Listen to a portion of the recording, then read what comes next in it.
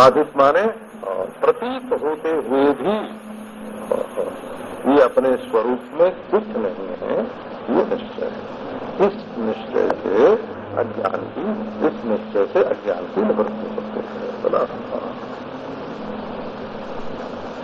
तो यत्र विश्वमिदं भाति, सत्य में आकार की उत्पत्ति, स्थिति और प्रलय नहीं होता और विवर्त है। चिद वस्तु में वृत्तियों की उत्पत्ति, स्थिति, प्रलय नहीं होता हो, वृत्तियां विवर्त है। और आनंद वस्तु में ये सुखाकार जो वृत्तियां हैं, सुख और सुखा भाव, दुख और दुखा भाव,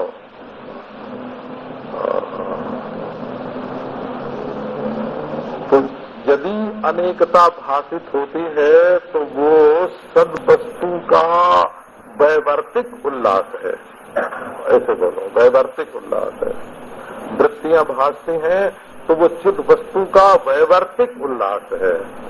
यदि पृथक पृथक सुख भासते हैं तो आनंद वस्तु का वैवर्तिक उल्लास है, विवर्त है, विवर्त। न अन्य आकार है, न अन्य वृत्तियां हैं, न अन्य सुख है, न अन्य सुख के हेतु हैं। वेद का काम पूरा हो गया, वेद वेदांत का काम पूरा हो गया। यदायम अनुगृह्णाति, ये भागवत का श्लोक है। यदायम अनुगृह्णाति भगवान आत्मभावितः प्रजहाति सदा लोके वेदे च परिनिष्ठताम्। लोक वेद दोनों से न्यारे, अतन्निरसनेन भवन निधना। वेद स्वयं बोलते हैं कि महाराज हम तो उस तत्व के अतिरिक्त जो कुछ है उसका निराश करने के लिए है। यदि तुम्हारे जेवर पर कोई मैल लग गई है तो पाउडर उसको दूर करने के लिए, छुड़ाने के लिए है, और तुम्हारे शरीर पर मैल है तो साबुन उसको छुड़ाने के लिए है। कंघी बाल बनाने, बाल पैदा करने के लिए नहीं होती, बाल में जो उलझन है उसको छुड़ाने के लिए होती है। तो ये वेद भी जो है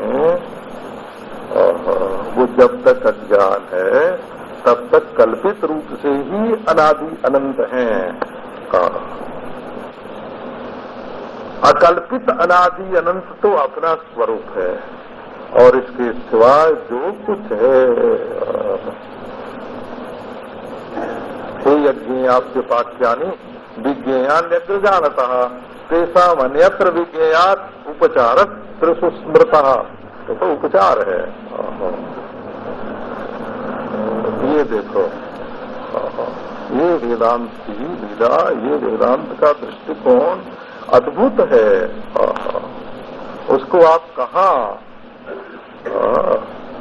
कहाँ ढूंढने जाते हैं? कहानियों में, किस्तों में, चुटकुलों में, जादूगरों में, और मारी मुठ और बरस गया सोना चांदी हीरा मोती, तो इसमें कहीं सत्य है? हाँ, भभूत बरस गई, भभूत बरस गई, ये सब सिद्धि चमत्कार का इनसे कोई मतलब नहीं है। एक उपन्यास पढ़ा था मैंने, भगवती चरण वर्मा का था। पहले चित्रलेखा, उपन्यास का नाम था चित्रलेखा। वो महाराज, उसमें एक जोगी था, वो लोगों से कहता था हम तुमको ईश्वर का दर्शन कराते हैं। तो सभा जुड़ती, एक बार सभा जुड़ी और सब लोग जैसे सिनेमा में बैठते हैं ना, ऐसे हजारों लोग बैठे, और बीच में एक लाट, रोशनी की लाट पैदा हुई, प्रकाश की, नीचे से लेके, धरती से लेके आसमान छू रही थी वो प्रकाश की लाट। उसने कहा कि ये ईश्वर है, करो दर्शन। वहां एक वेश्या बैठी हुई थी, उसने कहा जोगी ये तुम्हारा जादू है, ये ईश्वर नहीं है, ये तो तुम्हारा बनाया हुआ है, बनाया हुआ ईश्वर होता है, ये तो तुम्हारी कल्पना है, ये ईश्वर नहीं है, कल्पना है।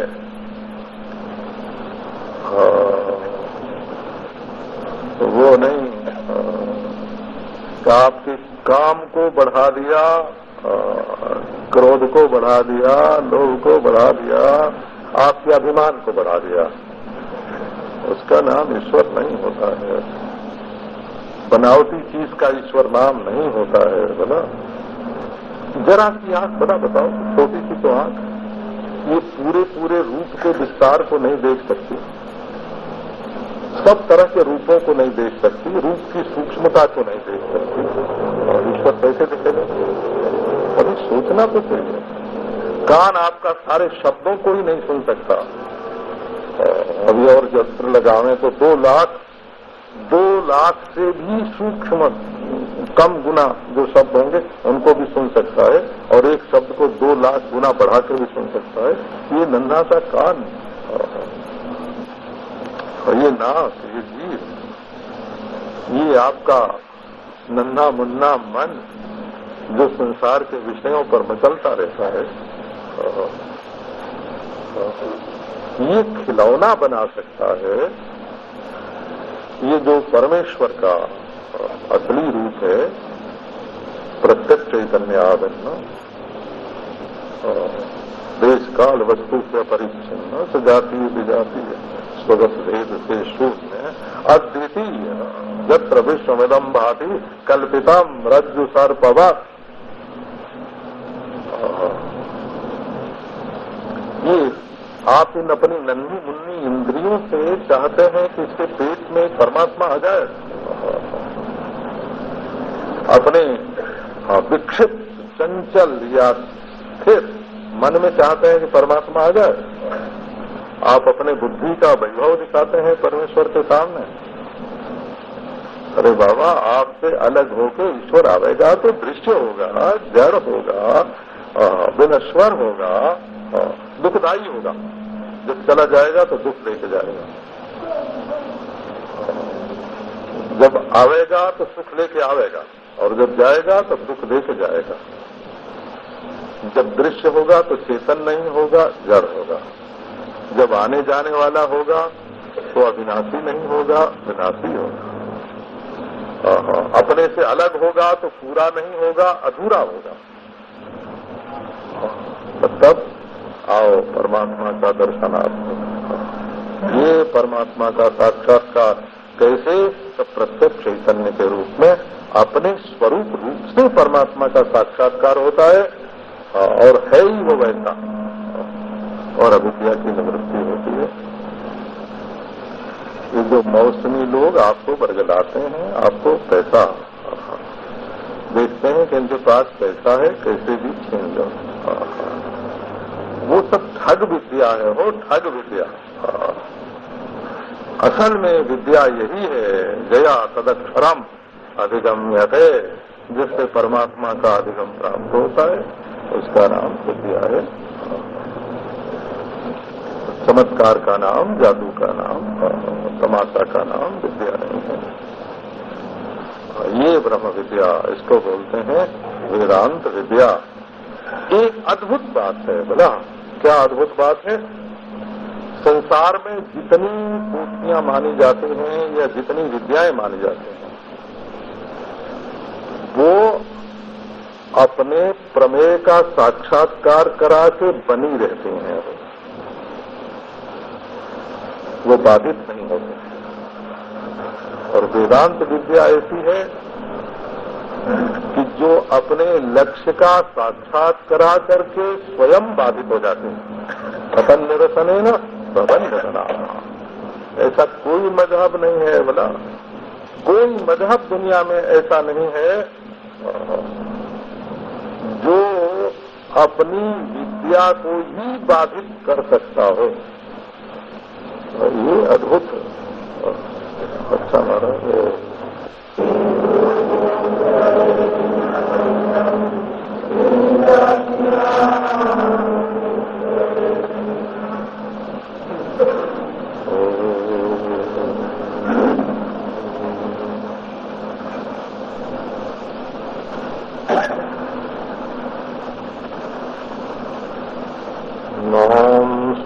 स्वप्रकाशमभिमृश्य मां स्वप्रकाशमभिमृश्य न कोऽपि किञ्चित् जानाति कल्पितमकल्पितमल्पबुद्धि।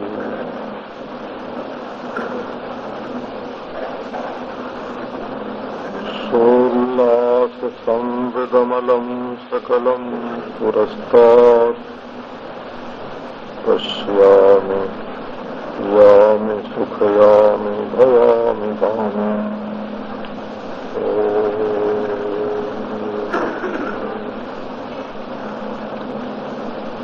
नारायण नारायण नारायण।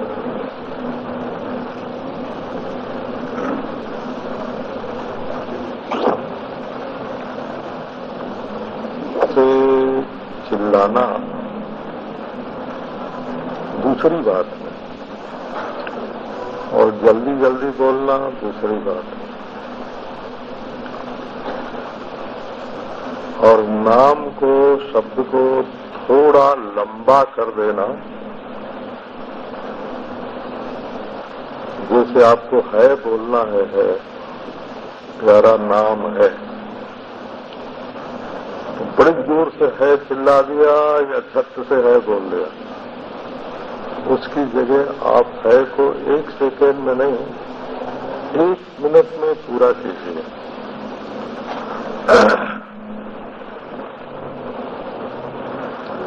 तो आपका मन एकाग्र हो जाएगा।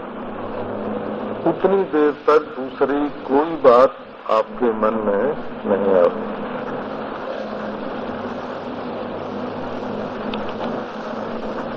मन में जो संसार का कूड़ा कचरा भरा हुआ है, आता जाता रहता है, निकलता रहता है, जरा सा लंबा करके आप बोलिए राम को। राम बड़े जोर से न चिल्ला के, राम राम राम राम जल्दी न करके, राम ऐसे बोलिए। आपके मन में एकाग्रता आ जाएगी।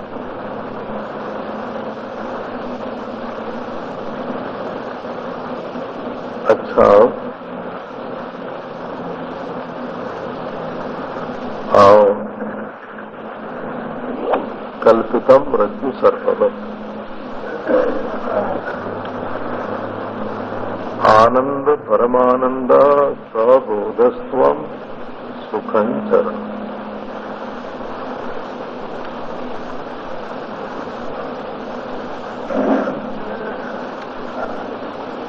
ये कहते हैं कि आप सुख से व्यवहार कीजिए। सुखम तिष्ठ सुखम गच्छ, सुख से बैठो सुख से चलो।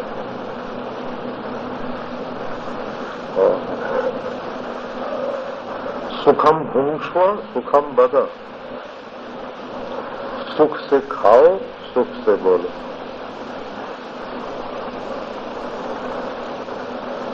चर, चर है न, चर गति भक्षणयो हो। आपके सारे व्यवहार में आपका जो सुख है वो प्रकट हो। सुखम चर सुखम चर।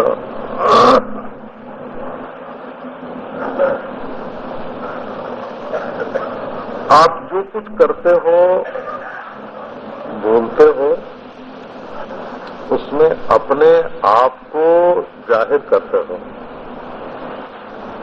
ये व्यवहार जितना है वो अपने आप की अभिव्यक्ति है। तो जब चेहरा आपका लाल हो जाता है तो मतलब ये है कि आपके भीतर आग लगी हुई है। तब ऐसा बोलते हो कि दूसरा जल जाए, क्योंकि खुद जल रहे हो तो दूसरे को जलाते हो।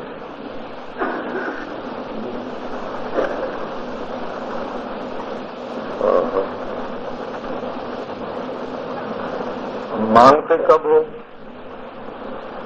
जब अपने में कंगाली का अनुभव करते हो, तो ये चीज हम में नहीं है, ये चीज हम में नहीं है, बोले थोड़ा पैसा दे जा, थोड़ी इज्जत दे जा,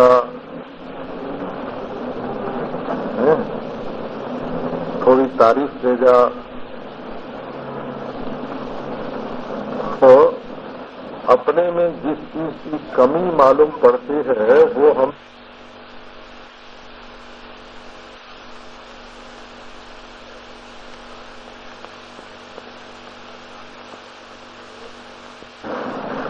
जैसे सूर्य रोशनी दे रहा है, जैसे चंद्रमा चांदनी दे रहा है, जैसे वायु प्राण दे रहा है, वैसे आप लोगों को अपने व्यवहार से जीवन दान कीजिए, ज्ञान दान कीजिए, आनंद दान कीजिए, और शांति दान कीजिए।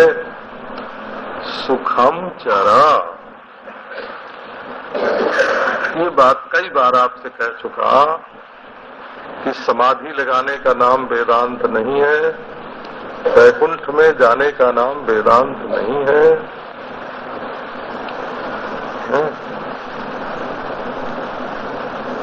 नंगा होके घूमने का नाम वेदांत नहीं है।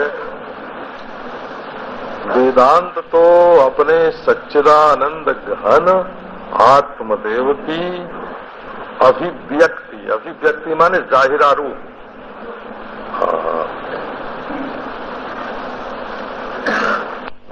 तो आनंद परमानंद सबोधस्त्वम सुखम चरा,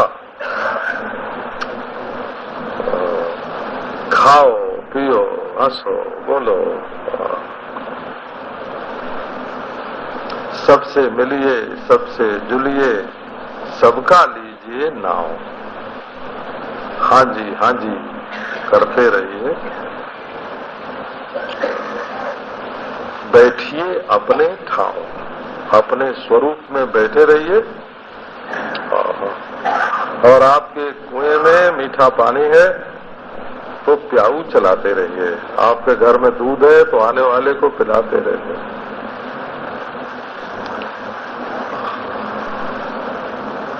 सुखम चरा,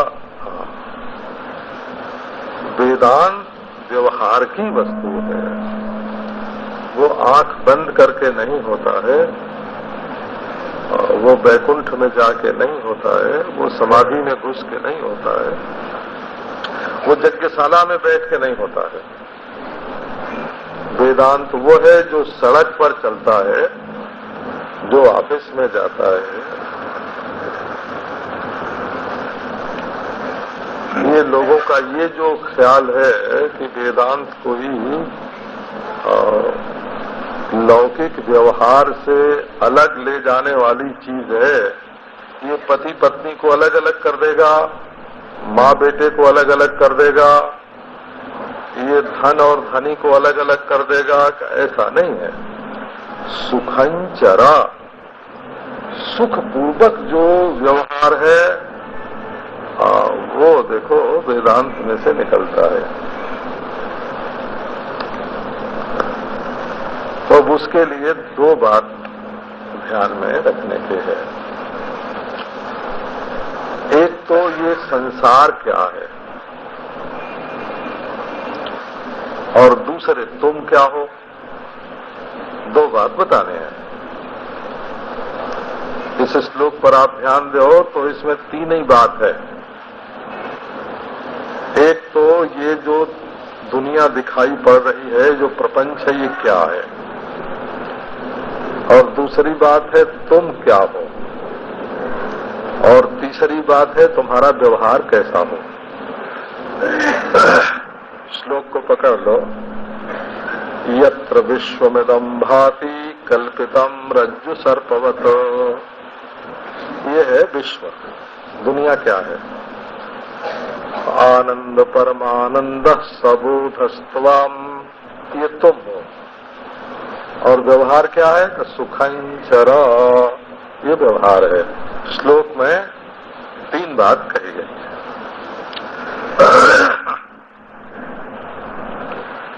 आप किस्सा कहानी मत पढ़िए बोला,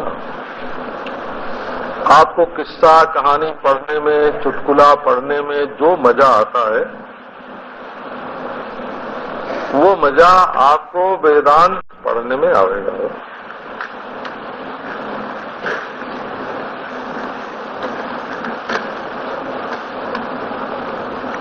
पहले पढ़ाने की, वेदांत सिखाने की रीति ऐसी थी, बोला बहुत पुरानी।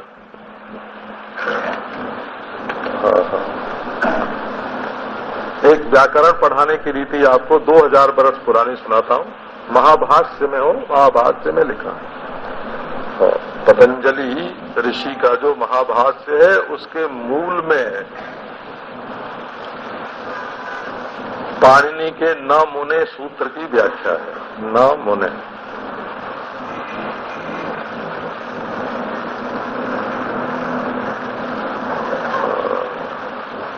अभाव का बोधक न प्रत्यय होता है।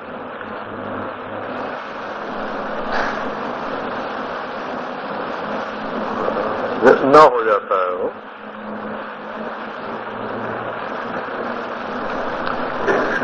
तो पंडित जी पढ़ा रहे हैं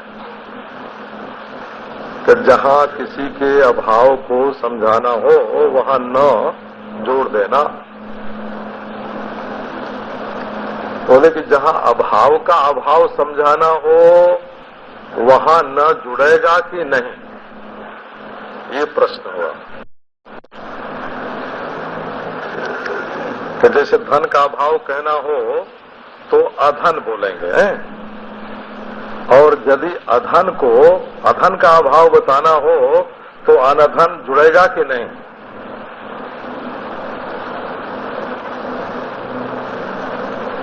जैसे क का अभाव बताना हो तो आका बोलेंगे। आका माने दुख, का माने सुख, आका माने दुख। अच्छा, तो फिर बोलना हो है ना, दुख का अभाव ही बताना हो तो अनक बोलेंगे कि नहीं? तो बोलेंगे, अनक बोलेंगे। तो इस बात को समझाने के लिए बोले अभाव शब्द से सब अभाव ग्रहण कर लेना। तो कैसे? तो देखो क्या समझाते हैं। विद्यार्थी कोई बच्चा नहीं है, महाभारत पढ़ रहा है। 20-25 वर्ष की उम्र तो होगी। तो कैसे समझाते हैं कि एक थी वृद्धा तपस्विनी, ये महाभाष्य के मूल में है। बुढ़िया थी, तपस्या करती थी। बहुत दिन के बाद उस पर देवता खुश हुआ, प्रकट हुआ, बोला देवी वर मांग, तुम्हें जो चाहिए सो एक बार मांग लो, तुमको एक ही बार मिलेगा, दो नहीं। बुढ़िया बहुत चालाक थी, वो बोली कि मैं ये वर आपसे मांगती हूँ। बुढ़िया हो गई थी, वो ब्याह नहीं हुआ था उसका, उसके और कोई नहीं था। मैं ये वर मांगती हूँ कि मैं अपनी इन्हीं आंखों से अपने खास पोते को हाथी पर बैठ के सोने के कटोरे में दूध पीता हुआ देखूं। अब देखो, बुढ़िया ने अपनी जवानी मांग ली कि नहीं? है, जवानी मांग ली। ब्याह मांग लिया कि नहीं? ब्याह मांग लिया। अच्छा, फिर बेटा मांग लिया कि नहीं? का बेटा भी मांग लिया। फिर बेटे का बेटा मांग लिया कि नहीं? और बेटे के बेटा के लिए हाथी भी मांग लिया है। अच्छा, सोने का कटोरा भी मांग लिया। और इन्हीं आंखों से देखूं माने तब तक मैं जिंदा रहूं और हमारी आंख बनी रहे हैं। तो पहले पढ़ाने की, पहले विद्या किस ढंग से सिखाते थे लोगों को, इसका ये नमूना है। खास व्याकरण के महाभाष्य में ये बात आई हुई है। तो आप आओ, ये जो वेदांत की बातें हैं, वो कोई सातवें आसमान की नहीं है, वो आपके घर घरौंदे की बात है।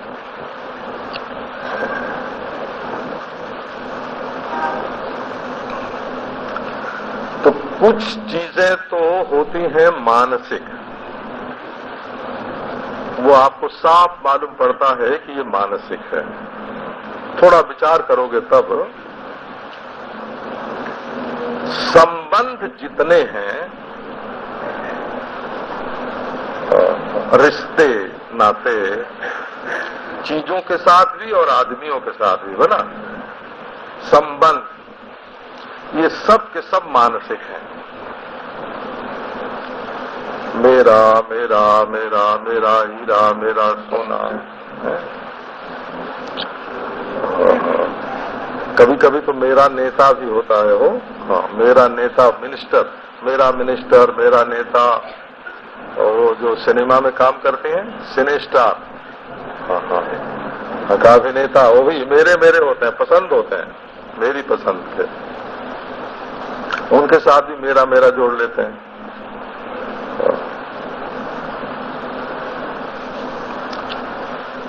तो ये संबंध जितने होते हैं दुनिया में, ये मन से कल्पित होते हैं। ये दुल्हा, ये दुल्हन, ये मम्मी, ये डैडी, ये दोस्त, ये सब के सब मन से माने हुए होते हैं। इतना तो आप थोड़ा भी विचार करेंगे तो मालूम पड़ जाएगा आप ये शरीर कहां से लेके आए हो। इसको बोलते हैं, वेदांत की भाषा में इसका नाम आपको बता देते हैं, संसर्गाध्यास। देखो कितना, आप पहले सुनोगे संसर्गाध्यास क्या होता है। कोई चीज आपके सामने आई, हमको एक बचपन की बड़ी गंदी बात याद है।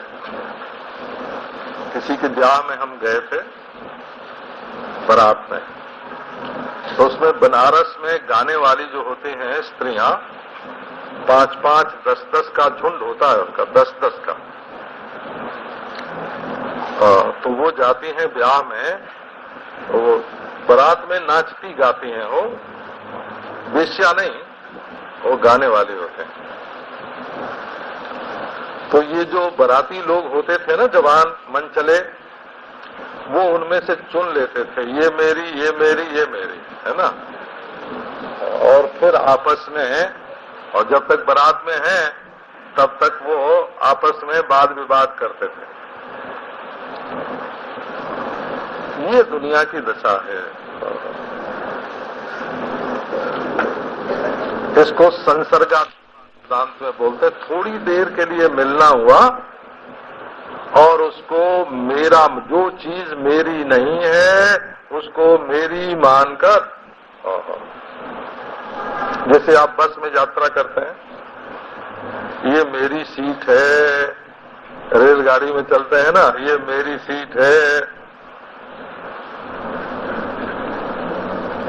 ऐसा है हो। हम लोग यात्रा करते थे ना कभी पैदल, उड़िया बाबा जी महाराज के साथ, मैंने थोड़ी थोड़ी यात्रा की है।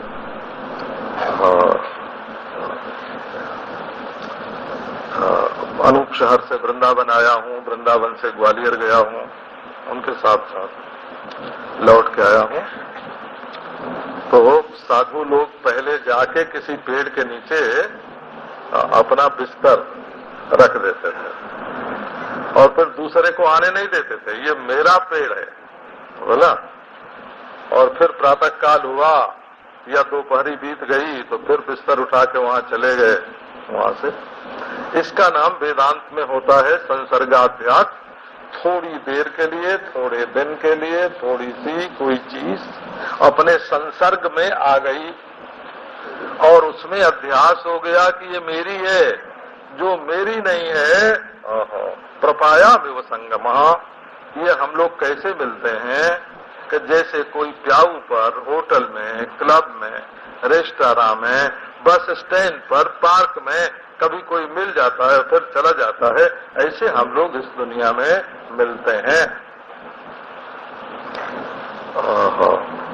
हाँ, तो इतना तो आप बिना सत्संग के भी यदि सोचोगे तो समझ में आ जाएगी बात। अब एक बात यह है कि जो सकल सूरत वाली चीजें मालूम पड़ती हैं वो है कि नहीं है। तो संबंध तो सारे, संसर्ग तो सारे कल्पित हैं, संसर्गाध्यास। अब एक बोलते हैं उसको वेदांत की भाषा में अर्थाध्यास। बोला ये वस्तु है ऐसा अध्यास। आपको क्या सुनावे, क्योंकि आप लोग हल को तो जल्दी, जो फल है ना उसको जल्दी ग्रहण कर लेते हैं और उसकी जो सिद्धि का उपाय है उसको समझने की कोशिश नहीं करते हैं।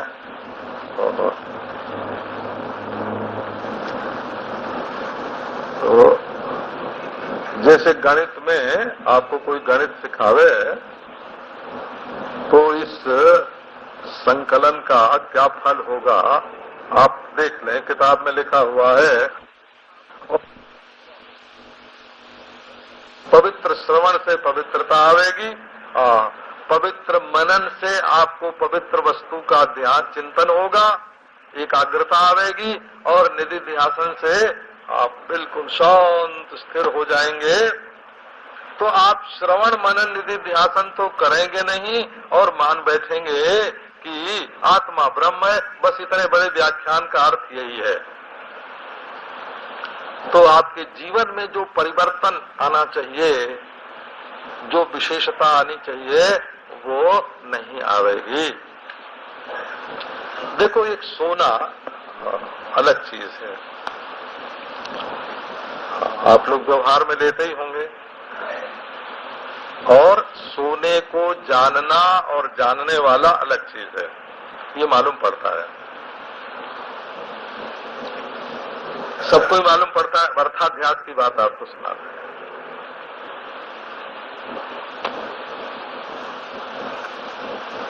जब तक सोना साकार होके आपको दिखता है, आपके हाथ में है, आपकी तिजोरी में है, आपने बैंक में रख छोड़ा है, साकार सोना जब तक आप देखते हैं तब तक आपकी स्थिति क्या है इस पर आप देखो। असल में सोना क्या है, आपके हाथ का कंगन जो है उसका नाम सोना है। तो कंगन तो गढ़ के बनाया गया है ना, उसका रूप हुआ वलयाकार, आपके हाथ में पहनने के लिए है, उसका नाम कंगन है, उसमें गुण है, वो आपकी शोभा को बढ़ाता है, उसका एक मूल्य होता है, सब ठीक है। अब आप कहो कि कंगन ही सोना है, क्या नहीं, हार भी सोना है, कुंडल भी सोना है, तो सोने का आकार क्या है? क्या सिल्ली भी सोना है, चूड़ा भी सोना है, पिघला हुआ सोना भी सोना है, इसमें सोना क्या चीज है? तो जब तक आप सोने को कंगन के रूप में, सिल्ली के रूप में, चूरे के रूप में या द्रव के रूप में देखोगे, तब तक तो आप उसके ज्ञाता चेतन उससे अलग रहोगे। अब जरा सोने को निराकार बनाओ, न कंगन है, न सिल्ली है, न चूरा है, न द्रव है, इसमें से सोना कहाँ है, क्या है? ऐसी स्थिति में सोना को ले जाओ रासायनिक प्रक्रिया से, जहां उसमें आकार नहीं मालूम पड़े। आकार कल्पित होता है, आकार माने सकल सूरत, वो कल्पित होती है, और सोना होता है तत्व। अनारोपिताकारम, कोई भी आकार सोने में आरोपित मत करो। तब देखो कि निराकार जो सोना है,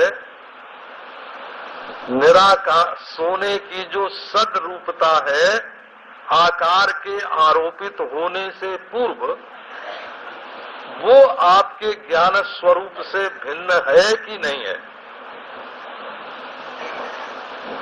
जब तक सोना साकार है तब तक वो आपके ज्ञान से अलग है, और जब सोना का निराकार रूप देखेंगे तब वो आपके ज्ञान से भिन्न नहीं होगा। इसको नोट करो भला, ये समझने की रीति है। साकार धीर ब्रह्मणि तावदस्ति, साकार धीर आत्मनि जावदस्ति। जब तक आप अपने को देह समझते हो, विवेक करो कि आप देह हो, हड्डी मांस चाम के पुतले हो, कि आप आंख कान नाक के खोडर हो, क्या आप वासनाओं के पुतले मन हो, क्या आप विचारों के अंबार बुद्धि हो, आप हो क्या? जब आप अपने को समझोगे निराकार, ये आत्मा निराकार है, तब आपको संपूर्ण विश्व का जो रहस्य है वो निराकार मालूम पड़ेगा। आप अपने आप को समझो। ये सारे वेद पुराण, हम लोग पुराणों को भी मानते हैं हो। हम पुराण की प्रत्येक कथा का जो अभिप्राय है, पुराण की कथा सोद्देश्य होती है, सोद्देश्य। तो वैसी कथा लिखने का क्या उद्देश्य है, किस अभिप्राय से है? कहीं जहर छुड़ाने के लिए होती है, कहीं जहर को दवा बनाने के लिए होती है? कहीं जहर को झूठा बताने के लिए होती है। किस उद्देश्य से वो कहानी गढ़ी, सोद्देश्य होती है। उसका उद्देश्य समझ में नहीं आवेगा तो कहोगे गपोड़ा है, और उद्देश्य समझ में आ जाएगा, आख्यायिका विद्यास्तुत्यर्था, तो वो विधि है कि परिसंख्या है कि नियम है, कि जात लक्षणा है कि अजात लक्षणा है कि बाजत त्याग लक्षणा है, सब समझ में आ जाएगा। तो जत्र विश्वमिदं भाति कल्पितम्, अपने चेतन स्वरूप में, चिन्मात्र स्वरूप में ये जो दुनिया दिखाई पड़ रही है, ये क्या है? बोले कल्पित है। कल्पित माने मन गढ़न। कल्पित शब्द का बिल्कुल ठीक ठीक अर्थ है मन गढ़ंत। हमारे मन ने उसको गढ़ लिया है। एक अद्वितीय वस्तु में ये दूसरी चीज कहां से आ गई? और अद्वितीय वस्तु आत्मा है, अन्य नहीं है। अब देखो, आप एक निर्द्वंद्वता धारण करो। दुनिया में कहीं अटकने लायक नहीं है। जहां अटक जाते हैं ना, ये इसमें न किसी का बाप दादा परदादा रहा है, न किसी का बेटा नाती पोता रहा है। एक सज्जन आए थे हमारे पास, 75 बरस उनकी उम्र हो गई थी। तो अब 75 बरस की उम्र को बड़ी कहना तो गलत है ना, क्योंकि 82-83 बरस के तो हमारे देश के प्रधानमंत्री हैं? हाँ, और 90-92 बरस के नेता हैं, 100 बरस के, 100 बरस के साधु हैं। तो 70-75 बरस की उम्र को बड़ी बताना तो ठीक नहीं है, लेकिन उन दिनों उनकी उम्र 75 बरस की थी और उनकी पत्नी भी कोई 72-73 बरस की होंगे। तो दोनों आके हमारे पास दुखी होने लगे। मैंने कहा क्या बात है? तो बोले कि अगर पहले ये नहीं रहेंगे तो हमारी क्या गति होगी। अब वो रोवे कि अगर पहले ये चली गई तो हमारे लिए कोई सहारा ही नहीं, बेटा बहू तो पूछते ही नहीं हैं, इन्हीं के सहारे तो हम जीते हैं, ये नहीं रहेंगे तो हम कैसे रहेंगे, है ना। अब महाराज दोनों दुखी। तो इसका समाधान मैंने क्या निकाला, मैंने कहा अच्छा तुम कुंडली ले आओ। तो दोनों कुंडली ले आए। तो मैंने खूब उलट पलट के उसको घंटे भर देखा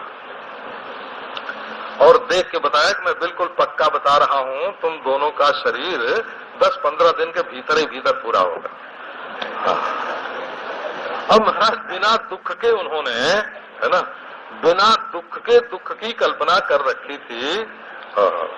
सोचो भला, जिंदा है मजे में, वो उनको खिलाते हैं, वो उनको खिलाते हैं, दोनों विचरते हैं। वो पहले कौन मरेगा तो जो जिंदा रहेगा वो कितना दुखी होगा। एक हमारा मित्र है, वो अभी थोड़ी उम्र का है, तो उसके कुंडली में मंगली ग्रह था, मंगल था। तो वो कहता था कि हमारी पत्नी इतनी बढ़िया पत्नी, इतनी सुंदर,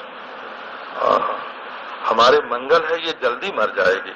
अब वो महाराज दुबला होने लगा, उसका वजन घटने लगा, चिंता से उसका दिमाग खराब होने लगा है। तब मैंने कहा कि देखो ये कुंडली उंडली कुछ नहीं होती है, ये सब झूठी है? और उसकी कुंडली फाड़ के समुद्र में फेंकवा दे। दोनों मौज से हैं, बड़े मौज से फाड़। तो मैंने कुंडली क्या है? कई आख्यायिका विद्या स्तुत्यर्था, किसी प्रयोजन से है, किसी मतलब से कुंडली होती है। अगर तुम्हारे जीवन को सुखी रखने में वो सहायक हो तब तो ठीक है, और कुंडली तुमको जिंदा ही दुखी कर देती है? तो कुंडली दुखी होने के लिए नहीं बनवाई जाती है, कुंडली सुखी रहने के लिए बनवाई जाती है। डॉक्टर आवे जो छींक आई हो, हमारी तो बात है, रतन सिंह भाई को शायद याद होगी, हमको एक दिन छींक आ गई। तो एक सेठ बैठे थे वहां, उन्होंने कहा ओहो स्वामी जी आपको तो बड़ा भारी जुकाम है, हम डॉक्टर के पास ले चलते हैं। तुरंत उन्होंने फोन किया और अपनी मोटर पर बैठा के डॉक्टर के पास ले गए। अब वो डॉक्टर महाराज ऑपरेशन में था, वो सब बांध बूंद के और हाथ में वो ऑपरेशन में से निकल के आके देखा हमको, बड़ा भारी डॉक्टर सेठ के लिहाज से आया और उसने हमारी नाक देखी, बोले नाक का छेद आपका छोटा है, बस मैं अभी ऑपरेशन कर देता हूँ। और इस कमरे में रहिए और आपके सत्संगी लोग आवेंगे तो यहाँ बैठेंगे, 2-3 दिन में 5 दिन में छोड़ देंगे आपको। अरे मैंने कहा बाबा नाक कटी, अब क्या होगा? तो मैंने कहा कि हम हेमलता से, रतन जी भाई से पहले सलाह कर लेंगे तब नाक का ऑपरेशन करवाएंगे। तो परसों का दिन तय हुआ कि अच्छा आज नहीं परसों। आ गए वहां से, तो शाम को रतन सिंह भाई दूसरे डॉक्टर के पास ले गए। उसने कहा नहीं कोई कुछ नहीं, वो तो छींक एक ही आई थी, न जुकाम था न टीवी थी, कुछ नहीं हो। रतन सिंह भाई दूसरे डॉक्टर के पास ले गए तो उसने कह दिया नहीं ये कुछ नहीं है, अगर कभी छेद छोटा होगा तो हम उसको बिजली के यंत्र से ठीक कर देंगे, नाक कटवाने की कोई जरूरत नहीं। तो ये जो कल्पित, अपने मन में जो हम लोग कल्पनाएं जोड़ लेते हैं ना, अद्भुत कल्पना। तो देखो विश्व में तो न कहीं अटकने लायक है और न कुछ लटकने लायक है, किसी के साथ लटको मत। न तो मन में कुछ खटकने लायक है, निर्भय निर्द्वंद्व, जिधर चलोगे उधर परमात्मा है। दाहिने परमात्मा है, बाएं परमात्मा है, सामने परमात्मा है, पीछे परमात्मा है। अवयम अवय जनक प्राप्तोसी, वेदांत माने कहता है दुनिया कुछ नहीं है हो, ये तुम्हारी कल्पना है। भूत की कल्पना करो तो भूत आके खा जाएगा, आपने वो सुना है? हे भगवान, एक सज्जन भूखे प्यासे थे, जंगल में घूमते घूमते घूमते एक ऐसे पेड़ के नीचे जाके बैठे जो कल्प वृक्ष था।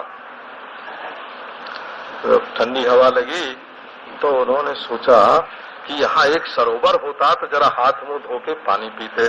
सो महाराज तुरंत देखा उन्होंने सरोवर है वहाँ, जाके हाथ पांव धोया। बोले अगर यहाँ कुछ